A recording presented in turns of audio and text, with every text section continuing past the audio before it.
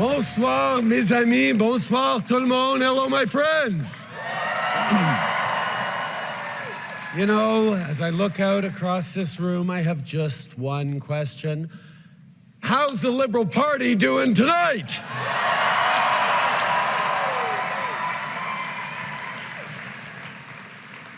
Ella Grace, je sais que ces dernières années n'ont pas été faciles pour Zav, Adrien et toi. Merci d'avoir été patient avec moi, même quand j'étais stressé, quand je voyageais trop souvent, quand j'arrivais pas à penser à autre chose que le travail. Mais sachez que dans les moments les plus difficiles, c'est vous qui m'avez inspiré, vous qui m'avez donné du courage, qui m'avez rappelé de me concentrer sur ce qui était important, pas juste sur ce qui était urgent. Servir en tant que premier ministre, ça a été l'honneur de ma vie, mais j'ai tellement hâte de me redévouer à 100% à mon rôle le plus important, celui de papa. Je suis fier de vous trois et surtout, je vous aime.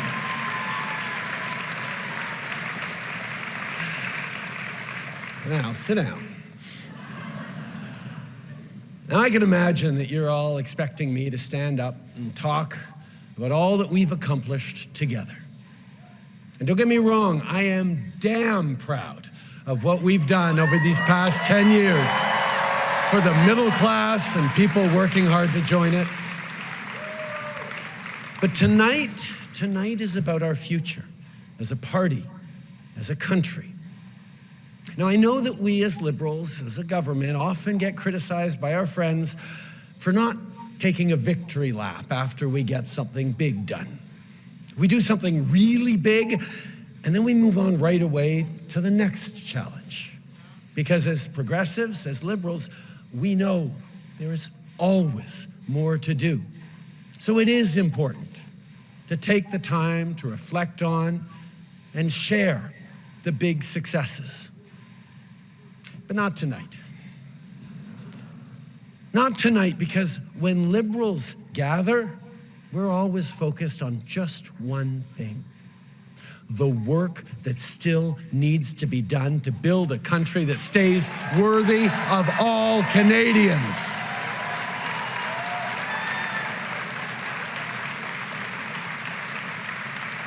And simply put, that's the work of a lifetime for each and every one of us. It's very simple.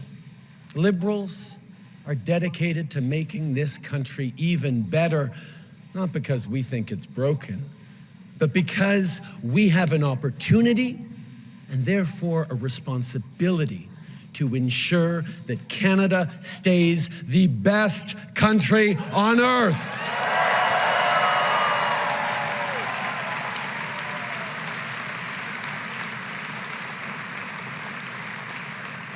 Now, these past 10 years have been challenging. Crisis after crisis has been thrown at Canadians. But through every crisis, Canadians have shown who they are. We've pulled together, we've stood up for each other, and every single time, we've emerged even stronger.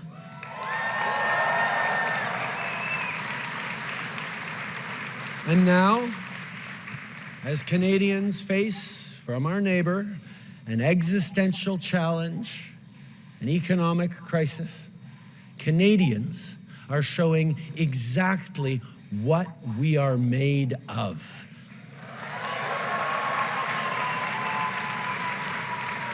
Canadians are showing what it is that makes us Canadians. Not by defining ourselves by who we're not, but by proudly embracing who we are.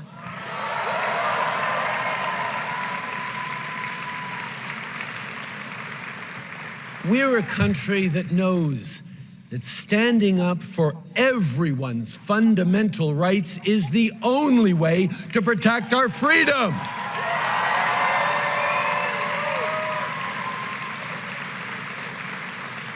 We're a country that believes no one should be left behind and that everyone should have a real and fair shot at success. We're a country that refuses to accept the false choice between a strong economy and a healthy environment. We're a country that embraces reconciliation and Indigenous peoples as true partners because it is the only path to a shared, prosperous future.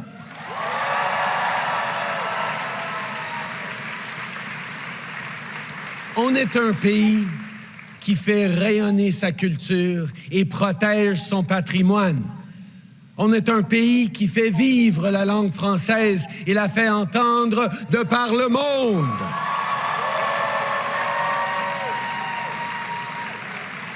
On est un pays qui célèbre sa diversité et trouve force dans ses différences.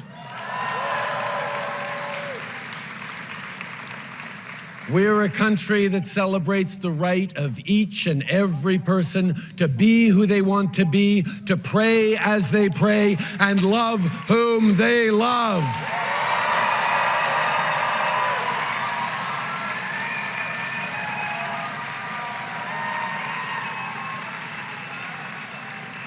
We're a country that will always defend a woman's right to choose.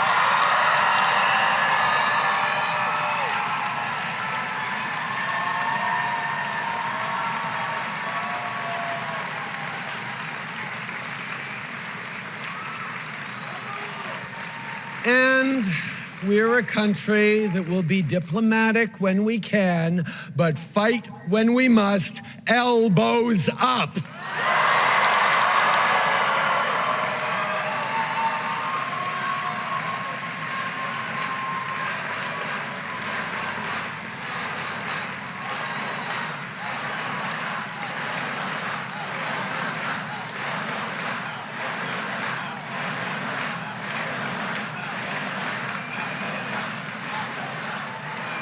But you here in this room, and our fellow liberals watching across the country, you know all about fighting with grit, with determination when the going gets tough.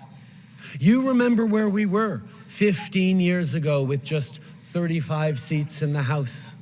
You remember our ups and downs and all those times that people counted us out, all the times they said our party was on its last breath. Like all Canadians, it's when you try to count us out that we Liberals show our true mettle.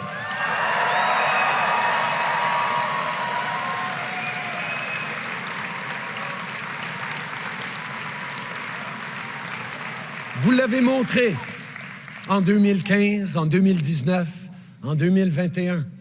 Vous êtes mobilisés, vous avez cogné des portes. Vous l'avez fait sous la pluie, en pleine canicule, dans le froid. Vous l'avez fait en pleine pandémie avec un masque sur le visage. Vous vous êtes battus pour votre pays et vous l'avez changé pour le mieux.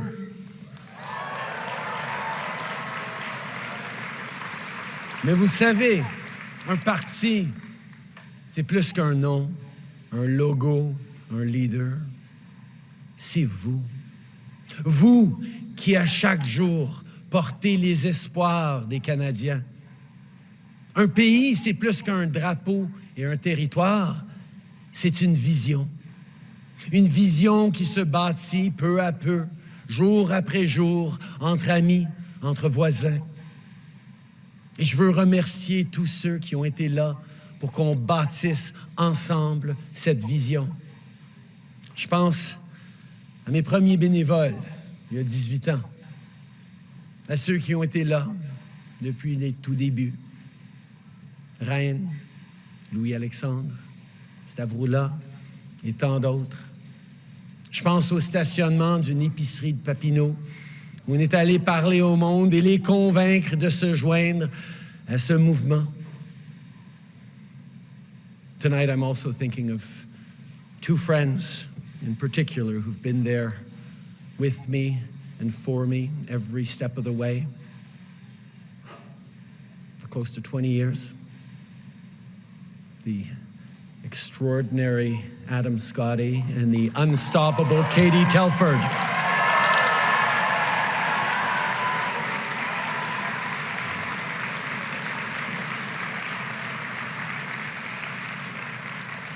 Now, as I look at all of you in this room, no speech could be enough to thank you all as much as I'd like to, as much as you should be.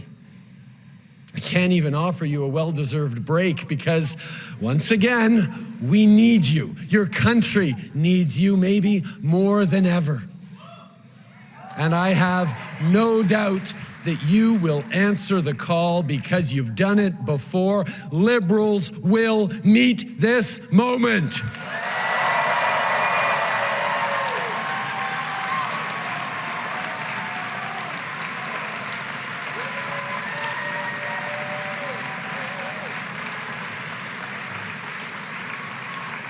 And make no mistake, this is a nation-defining moment. Democracy is not a given. Freedom is not a given. Even Canada is not a given. None of those happen by accident. None of them will continue without effort. It takes courage. It takes sacrifice. It takes hope and hard work.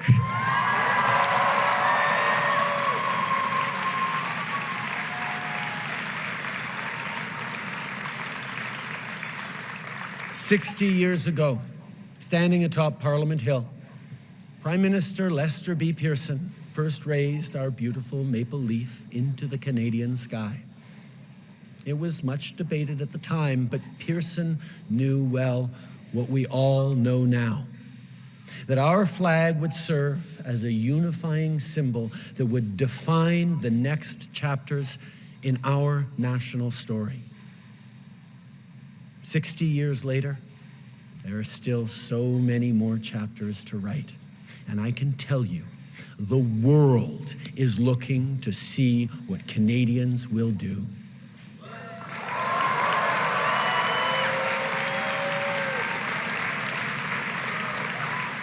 So let us not dwell on all the great things we've achieved over the past 10 years.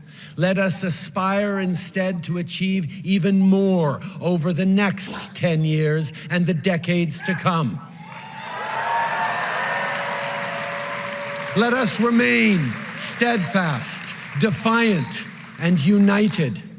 And let us not just think about our party, let us prove our love of country.